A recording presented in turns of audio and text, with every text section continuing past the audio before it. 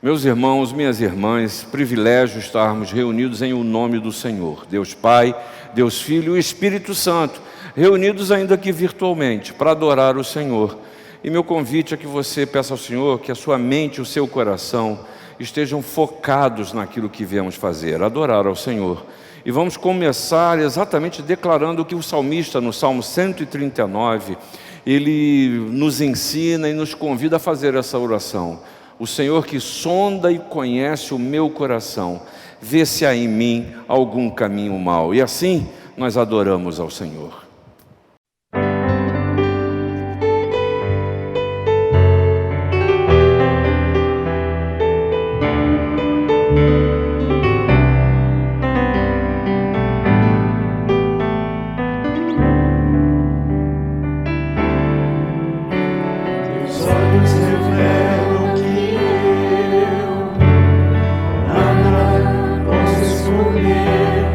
Que não sou nada sem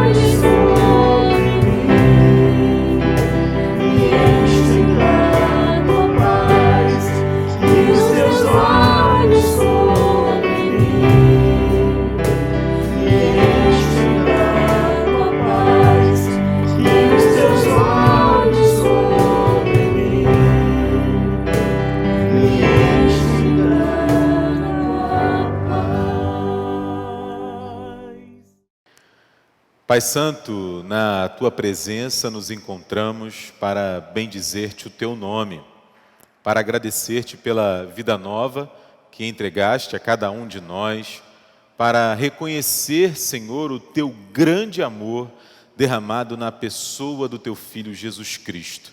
Quando começamos esse encontro, nos lembramos do Teu perdão, nos lembramos da Tua graça maravilhosa. O nosso coração se alegra na expectativa de recebermos a Tua palavra. Fica conosco neste tempo, Pai. Fala ao nosso coração, transforma a nossa vida. É a nossa oração, agradecidos, no nome do Teu Filho Jesus Cristo. Amém, Senhor. Meus irmãos, vamos nos preparar para um momento de contrição, de oração silenciosa, onde nós reconhecemos o senhorio de Deus, onde teremos a oportunidade de agradecer a Deus por tudo que Ele faz por nós e onde nós depositaremos aos pés de Jesus as nossas súplicas e todas as nossas petições. Vamos ler a palavra de Deus no livro de Mateus, no Evangelho de Mateus, no capítulo 22, nos versículos de 34 a 40. Evangelho de Mateus, capítulo 22, versículos de 34 a 40, o grande mandamento. Diz assim a palavra de Deus: Entretanto, os fariseus, sabendo que ele fizera calar os saduceus, reuniram-se em conselho. E um deles, intérprete da lei, experimentando-o, lhe perguntou: Mestre, qual é o grande mandamento na lei? Respondeu-lhe Jesus: Amarás o Senhor teu Deus de todo o coração, de toda a tua alma e de todo o teu entendimento. O segundo semelhante a este é: amarás o teu próximo como a ti mesmo. Destes dois mandamentos dependem toda a lei e os profetas.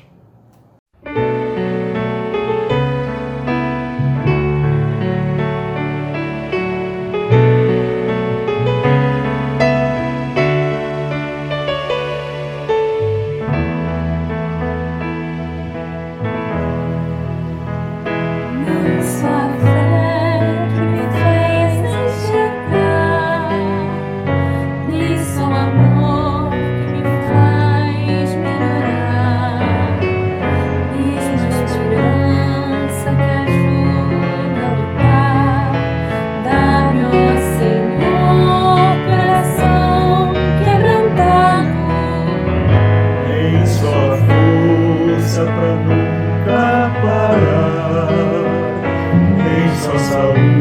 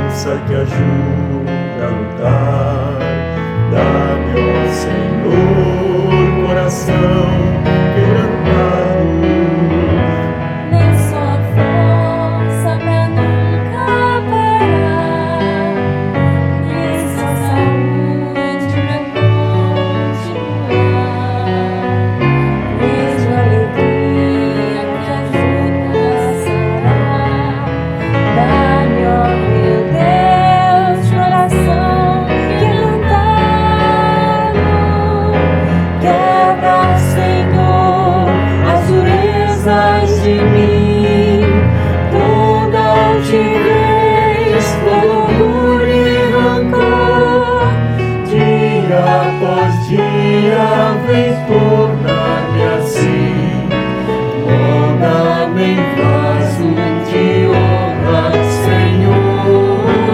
Dia após dia vem tornar-me assim, mais parecido contigo. Dia após dia vem tornar-me assim, mais parecido contigo, Senhor.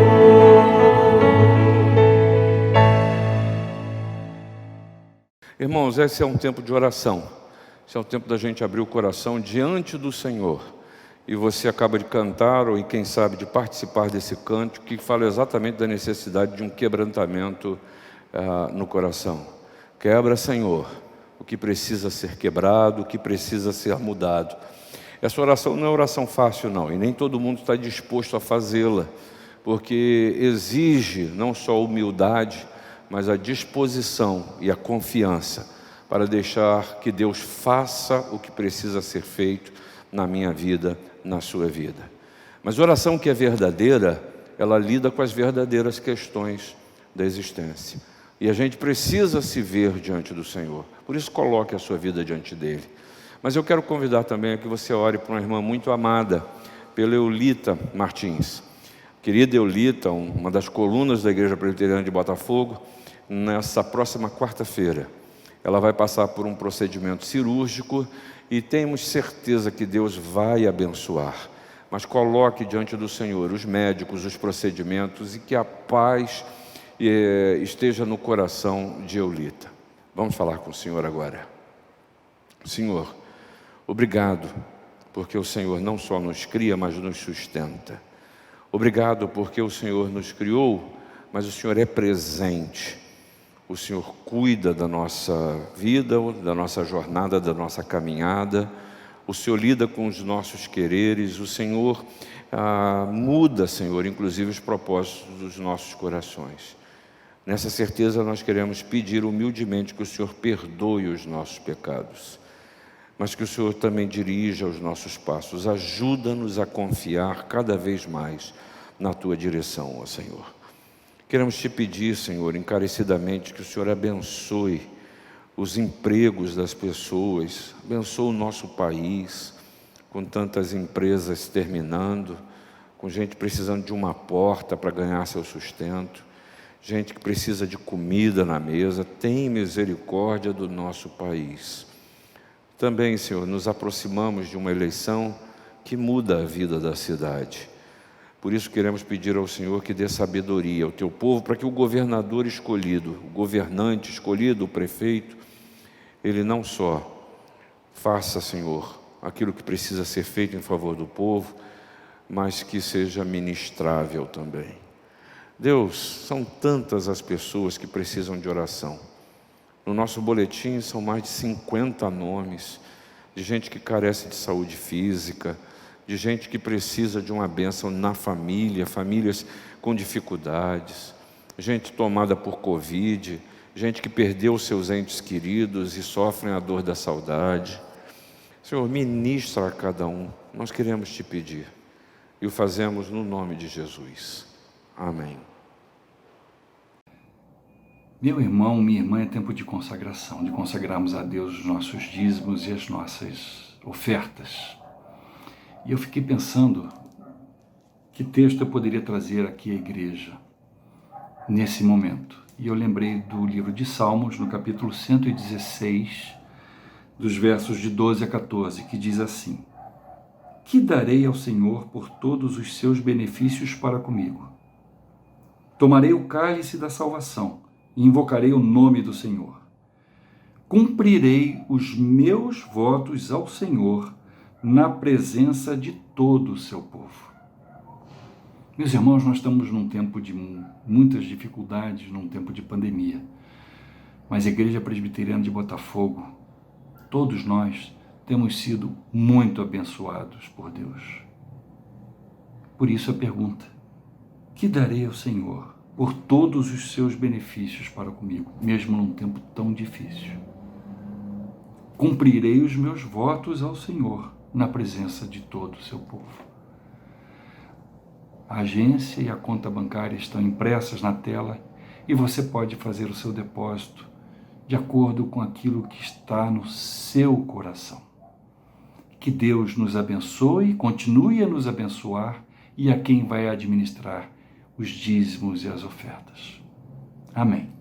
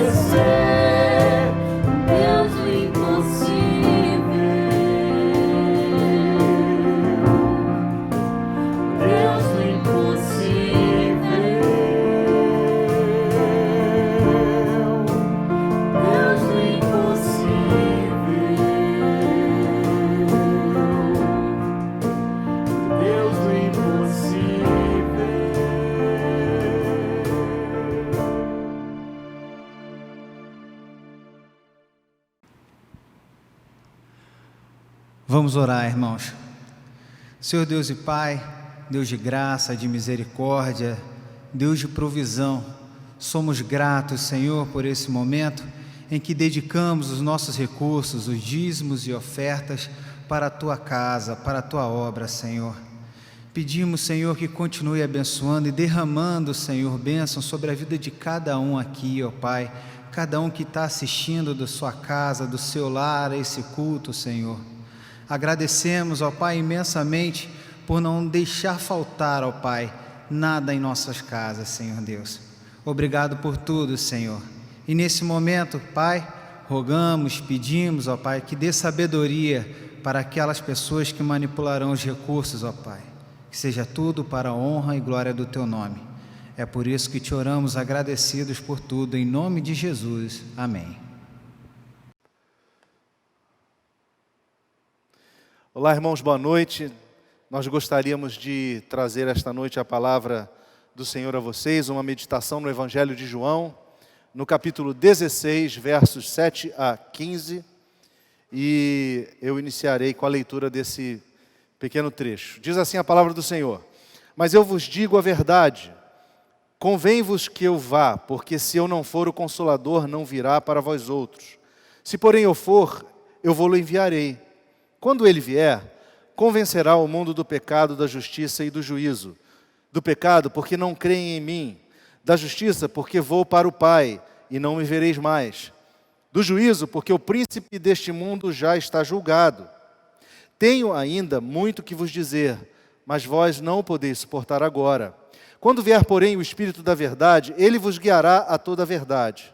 Porque não falará por si mesmo, mas dirá tudo o que tiver ouvido, e vos anunciará as coisas que hão de vir. Ele me glorificará, porque há de receber do que é meu, e vou-lo há de anunciar. Tudo quanto o Pai tem é meu.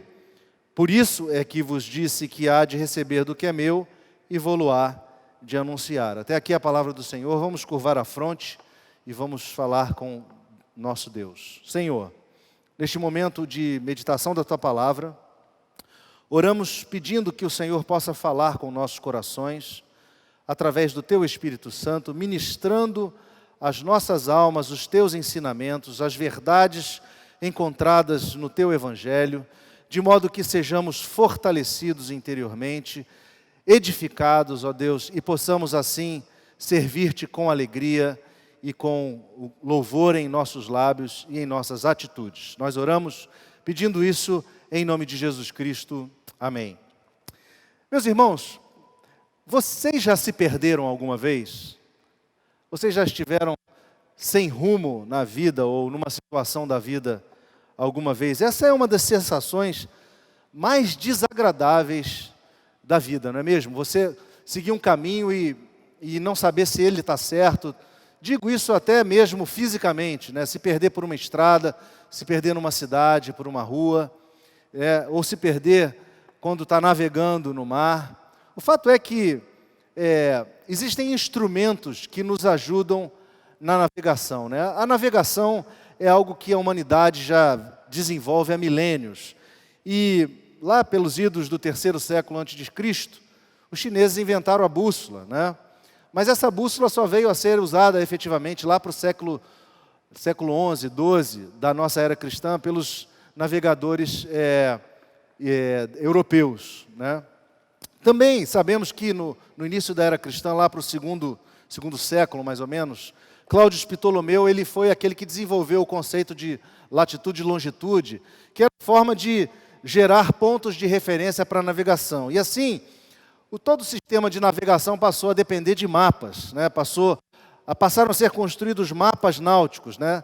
Porque navegar naquele oceano, ou navegar num oceano sem ponto de referência, é algo desesperador. Nós sabemos que tudo começou lá atrás com a navegação pelas estrelas, mas evoluiu eventualmente até hoje numa navegação altamente sofisticada usando o GPS. O GPS é uma invenção do pós-guerra, né, que é baseado numa constelação de satélites que permite o geoposicionamento em qualquer lugar da Terra, né?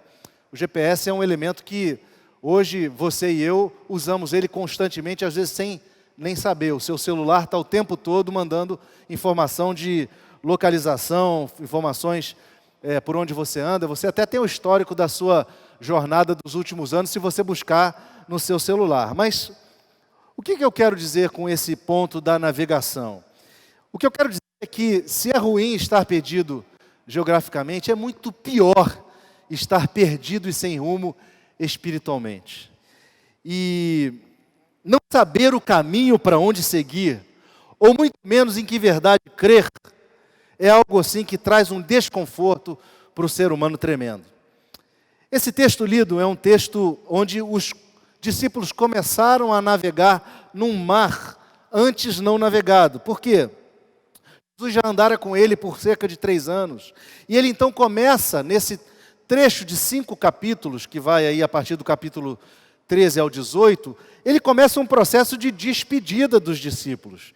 E, naturalmente, aqueles discípulos se sentiriam inseguros naquela situação, até mesmo com uma sensação de falta de rumo ou de falta de direção, né? João relata, nesse momento íntimo de encontro, do encontro final de Jesus com seus discípulos, uma série de instruções que Jesus passou a eles. Por exemplo, começando lá no capítulo 13, onde Jesus fez a cerimônia do lava-pés e mostrou que cada discípulo deveria ter uma vida e ter um exemplo de humildade para com os irmãos, né? Jesus deu o próprio exemplo, lavando os pés dos discípulos e dizendo a eles que eles tinham que observar um novo mandamento, o mandamento de amarem-se uns aos outros.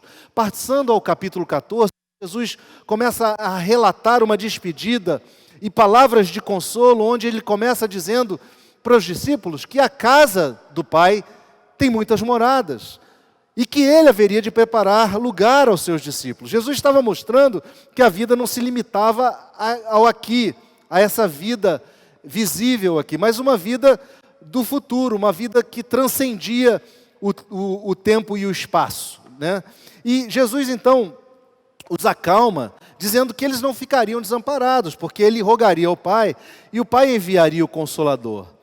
E lá no capítulo 14, nos versos 16 e 17, Jesus diz assim para os seus discípulos: eu rogarei ao Pai, e Ele vos dará outro Consolador, a fim de que esteja para sempre convosco, o Espírito da verdade, que o mundo não pode conhecer, porque não o vê, nem o conhece. Vós o conheceis, porque Ele habita convosco e estará em vós.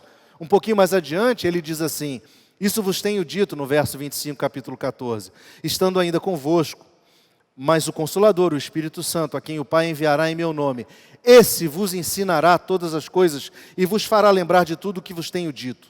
Jesus então começara a falar do Espírito como uma pessoa que iria auxiliar a vida daqueles discípulos. E a palavra usada, a palavra paráclitos, né, traz a ideia, o significado daquele auxiliador, daquele ajudador, daquele sustentador, daquele consolador, que haveria de conduzir os seus discípulos através dos próximos anos que eles enfrentariam. No capítulo 15, Jesus fala de frutificar na videira, de estar ligado à videira para poder produzir frutos. E Jesus chama os seus discípulos de amigos e lhes diz que o maior sinal de sua amizade por eles é que ele daria sua própria vida por eles. E aí no capítulo 16, que é o capítulo que nós lemos, ele então volta a falar do Paráclitos, do Consolador. E lá no verso 7, então, ele começa dizendo: mas eu vos digo a verdade, convém que eu vá, porque se eu não for, o Consolador não virá para vós outros.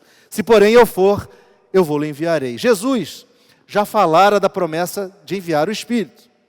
E ele explica que era necessário que ele fosse para o Pai, porque havia uma questão escatológica de cumprimento de promessas bíblicas anunciadas desde os antigos profetas no Antigo Testamento, da chegada de um reino de salvação, um reino que não pode ser inaugurado plenamente antes que Jesus venha morrer, expiar os pecados do mundo na cruz e ressuscitar dos mortos e subir e ser exaltado à destra do Pai. Essa promessa, vários profetas registraram, em especial a atenção do profeta Joel, que é repetido no livro de Atos, quando há o derramamento do Espírito, e Joel disse lá no capítulo 2, 28 e 29, que acontecerá depois que derramarei o meu Espírito sobre toda a carne. Vossos filhos e vossas filhas profetizarão, vossos velhos sonharão, vossos jovens terão visões. E até sobre os servos e sobre as servas derramarei o meu Espírito naqueles dias. A partida de Jesus, então, tinha o propósito de lhes preparar lugar aos discípulos e capacitá-los a fazerem obras maiores que ele fez. Ele mesmo disse isso no capítulo 14. E também a dar-lhes entendimento através do próprio Espírito. Então Jesus lhes enviaria o Paráclitos Auxiliador, o Espírito, que os guiaria, viria a aplicar aos seus corações a redenção efetuada pela morte de Cristo e capacitar os seus discípulos a efetuarem maiores obras. Mas o texto continua nos versos 8 a 11, e lá está registrado: quando ele vier, o Espírito Santo, convencerá o mundo do pecado, da justiça e do juízo. Do pecado, porque não creem em mim; da justiça, porque vou para o Pai, e não me vereis mais; do juízo, porque o príncipe deste mundo já está julgado. O Espírito Santo viria trazer um convencimento que exporia, traria a lume a vergonha daquele que é condenado, a vergonha daqueles que rejeitavam a Cristo, né? São tantos os exemplos da ação do Espírito Santo, trazendo a nós clareza no coração.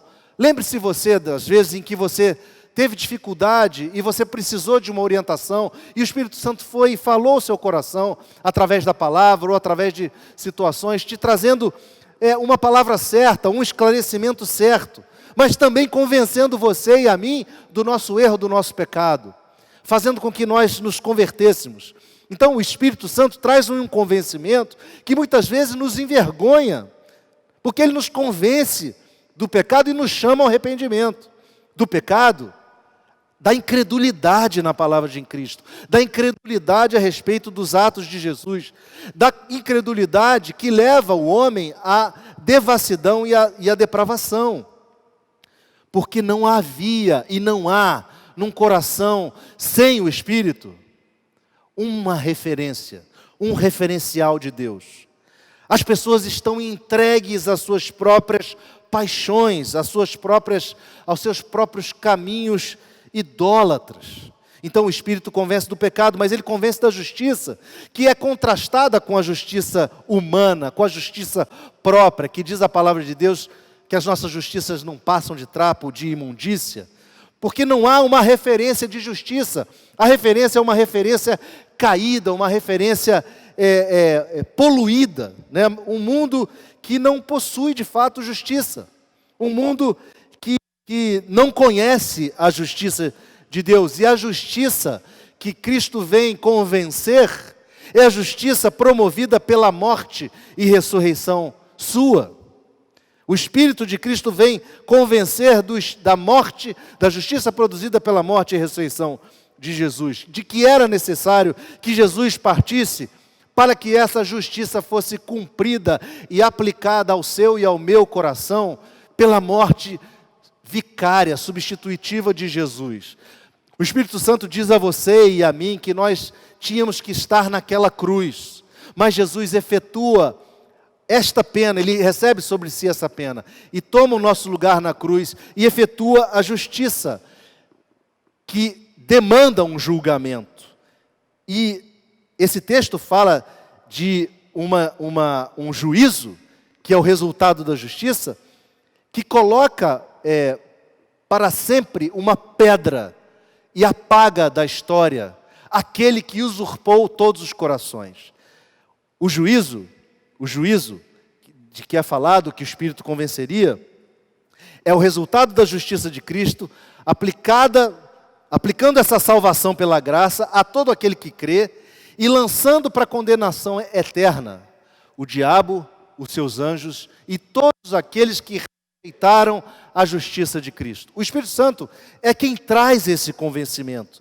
O Espírito Santo é quem nos abre os olhos para percebermos que somos devedores a Deus, que não há nada em nós que possa conquistar a graça ou o perdão de Deus, a não ser o sacrifício substitutivo vicário de Jesus Cristo. Mas o texto continua no verso 12 e 13, e João diz assim: tenho ainda muito que vos dizer, mas vós não podeis suportar. Quando vier, porém, o Espírito da verdade, ele vos guiará a toda a verdade, porque não falará por si mesmo, mas dirá tudo o que tiver ouvido, e vos anunciará as coisas que hão de vir. Jesus está dizendo: olhem, o Espírito vai falar com vocês.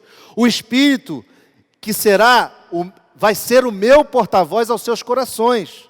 O Espírito vai guiar vocês. E aqui a palavra guiar traz um sentido mais amplo, que é também dar, além de mostrar o caminho, dar instrução como um mestre ou professor, dar uma orientação. Tem a ver essa palavra com com entender a vontade de Deus como Ele tem se revelado. Tem a ver com obedecer a sua revelação. O Espírito, como uma bússola, aponta a direção para a verdade aos nossos corações. O Espírito nos dá a direção. O Espírito fala da verdade de Cristo. O Espírito aponta para a verdade. E nos versos 14 e 15, lá diz: Ele me glorificará, porque há de receber do que é meu e vou-lo há de anunciar. Tudo quanto o Pai tem é meu.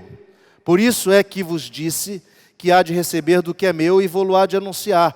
Irmãos, o Espírito Santo, Ele não vai ensinar-nos nada que esteja em desacordo com a palavra de Jesus. O Espírito Santo vem para trazer glórias ao Filho. E esse é um bom crivo que podemos usar quando vemos pessoas dizendo que estão recebendo a orientação do Espírito ou estão experimentando as coisas do Espírito, porque se essas coisas são verdadeiras, elas devem apontar para a glória de Cristo, elas devem convergir para o caráter de Cristo. Quando surgir um ensinamento que supostamente diz que é do Espírito e que não esteja alinhado com o que Jesus ensinou, isso deve ser totalmente questionado. Qualquer manifestação do Espírito Santo que leve a evidência daquela manifestação a uma pessoa, um pastor, ou seja o que for, foge do propósito, porque o propósito do Espírito é glorificar a Cristo. O propósito do Espírito é lançar luz para a verdade, para que a verdade seja compreendida pelos nossos corações. O Espírito aponta para o Cristo encarnado, verdadeiro Deus, verdadeiro homem. E é importante a gente lembrar dessa expressão, porque a igreja passou por momentos onde nem mesmo acreditava que Jesus fosse Deus. Vocês devem lembrar que João, no final do primeiro século, ao escrever suas epístolas, ele está combatendo um sentimento herético, gnóstico, que não atribuía a Jesus divindade. Havia um espírito da época que duvidava de que Jesus era de fato Cristo, que era de fato Deus, que era de fato da mesma essência de Deus. Mais tarde, um presbítero de Alexandria chamado Ário, lá para o século IV, lá para 320, ele surgiu com a ideia de que Cristo não era eterno, de que Cristo era um ser criado. E é importante, irmãos, a gente valorizar o fato de que a igreja demorou um tempo para entender isso. Entender essa mensagem de que o Espírito Santo era Deus, de que o Espírito Santo era a terceira pessoa da Trindade. Foi somente no concílio de Nicéia, em 325 do ano da era cristã, e depois no concílio de Calcedônia, em 451 da era cristã, que essa ideia, que esse conhecimento se consolidou. E a igreja passou a afirmar que o Espírito Santo procede do Pai e do Filho, dando uma afirmação final sobre essa questão da doutrina da Trindade.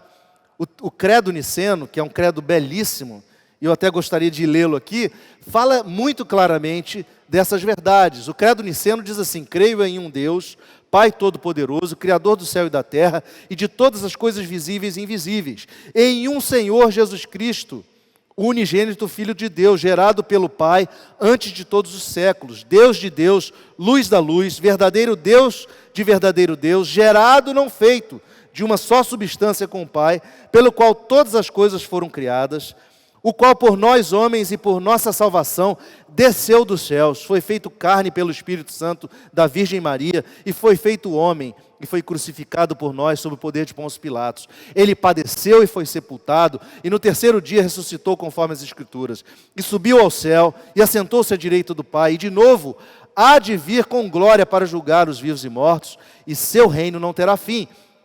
E no Espírito Santo, Senhor e vivificador, que procede do Pai e do Filho, e que com o Pai e o Filho conjuntamente é adorado e glorificado, que falou através dos profetas. Creio na Igreja Una, Universal e Apostólica, reconheço um só batismo para a remissão dos pecados e aguardo a ressurreição dos mortos e da vida do mundo vindouro. Esse Espírito Santo, esse belo credo, fala desse Espírito Santo que é Deus, desse Espírito Santo que fala conosco, desse Espírito Santo que nos instrui, nos dá direção, nos auxilia, nos consola. Como nós podemos aplicar, irmãos, esse texto lido às nossas vidas nos dias de hoje, né? Primeiro, precisamos lembrar sempre, o Espírito Santo é Deus, é uma pessoa, é a terceira pessoa da Trindade, e sendo uma pessoa, nós precisamos nos relacionar com Ele. Nós precisamos entender que o Espírito Santo é aquele que opera nos nossos corações, é aquele que nos convence do pecado, é aquele que aplica os ensinamentos de Jesus, é aquele que nos ajuda na luta contra a carne. E é a partir desse relacionamento que nós receberemos direção. Quando a gente compara a ilustração do início, o GPS nos dá um georreferenciamento, o Espírito Santo nos dá um teorreferenciamento. O Espírito Santo nos mostra onde estamos em direção a Deus. Se é um teorreferenciamento positivo, que caminha para Deus, ou se é um teorreferenciamento negativo, que a apóstata caminha para longe de Deus. O Espírito Santo nos mostra essas coisas. O Espírito Santo nos guia, irmãos, regenerando o nosso coração, para que nós possamos entender a obra de Cristo em nosso favor. Todo cristão precisa experimentar a regeneração. Não há cristão sem regeneração. O Espírito Santo, ele vem ao nosso coração e ele nos tira do estado de morte espiritual para o estado de vida, onde nós compreendemos quem é Cristo onde compreendemos o que ele veio fazer.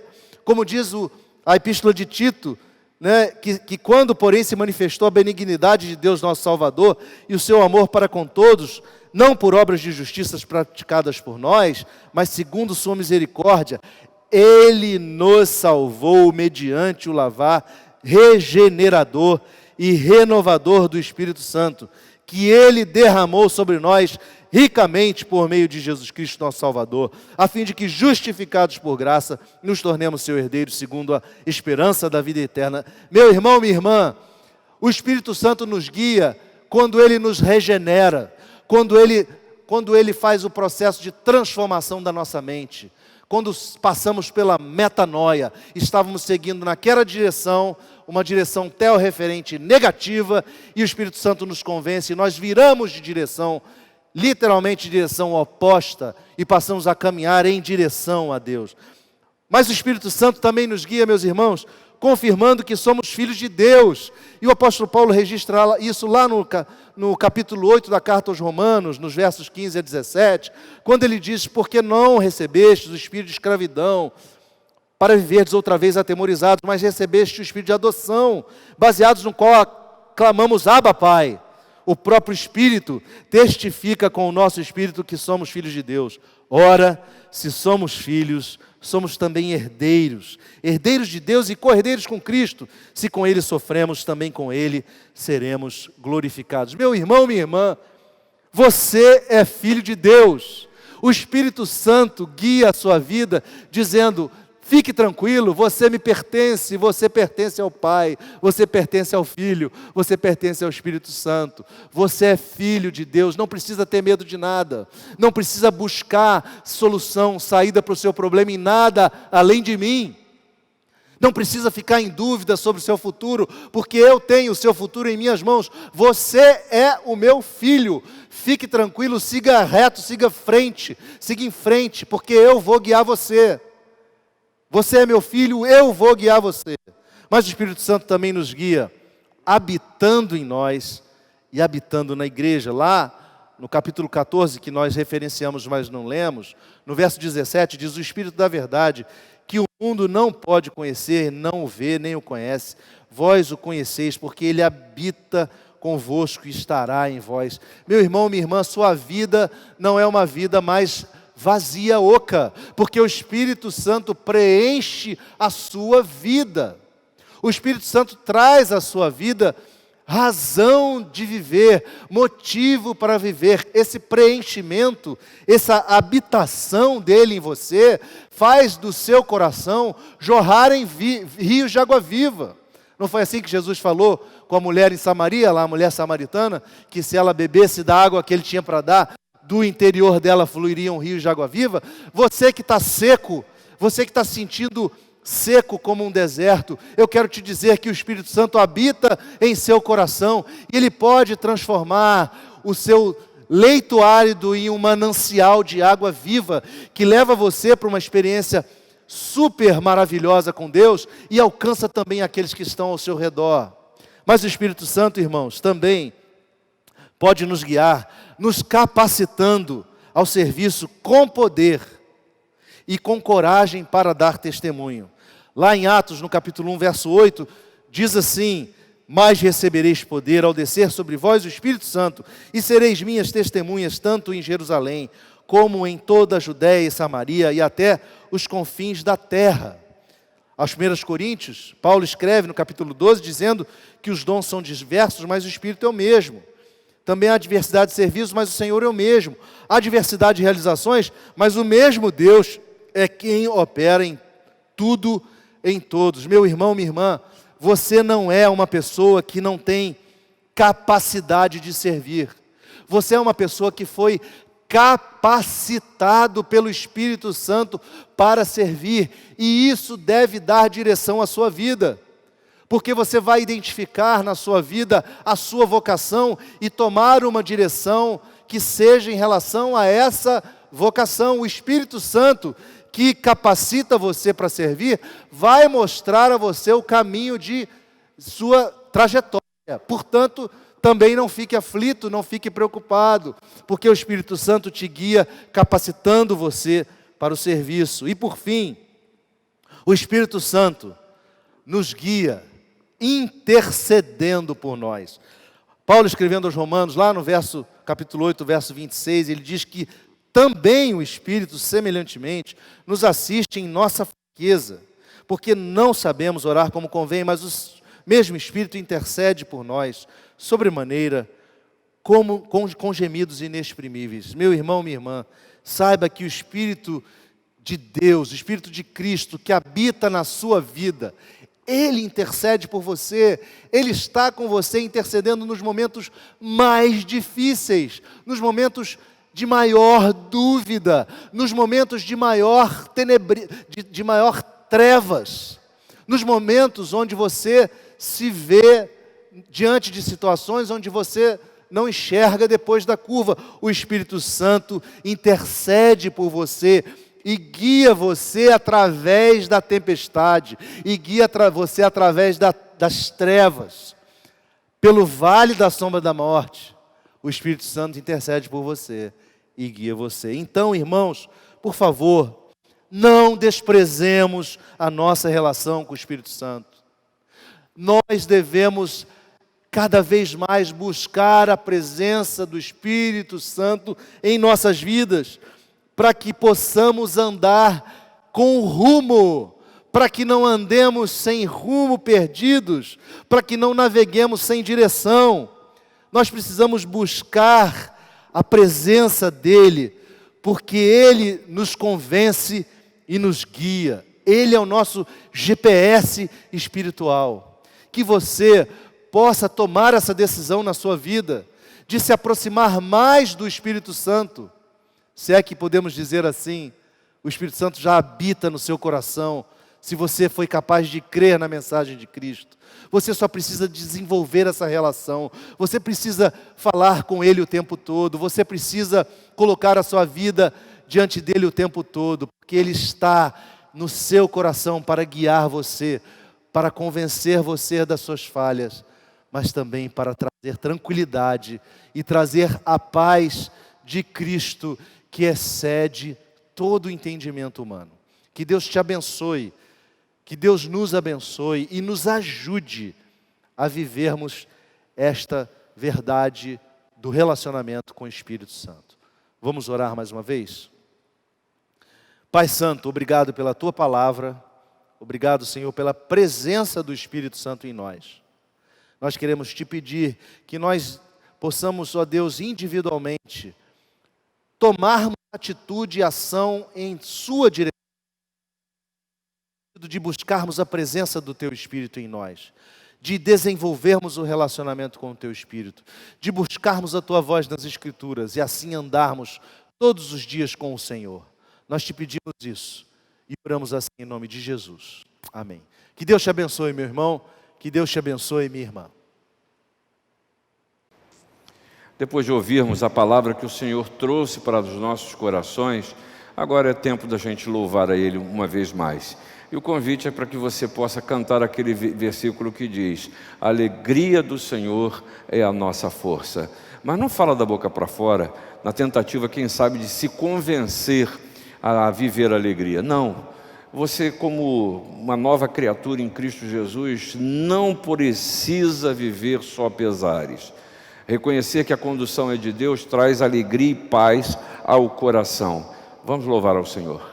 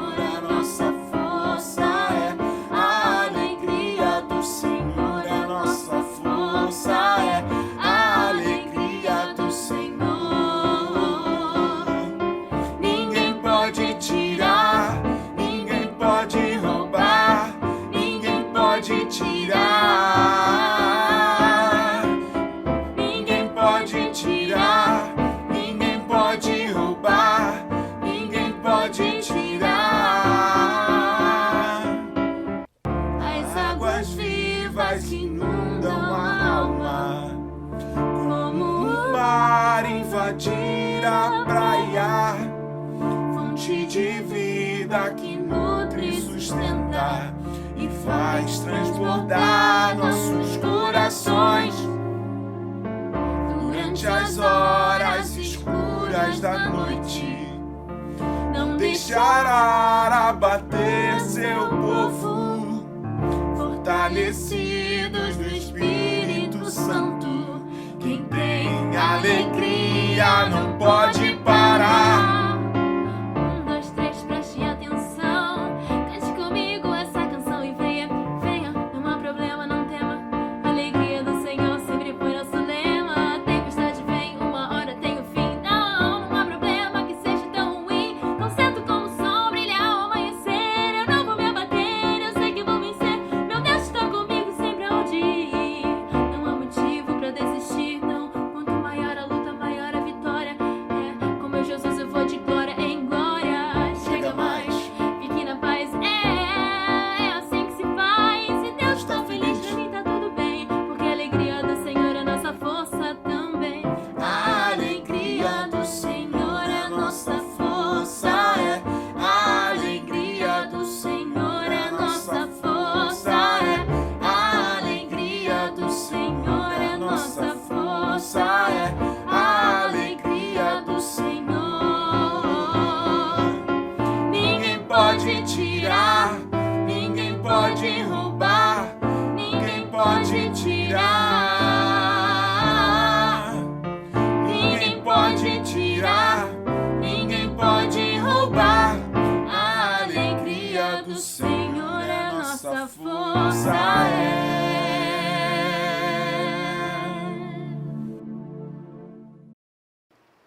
Vamos receber a bênção do Senhor.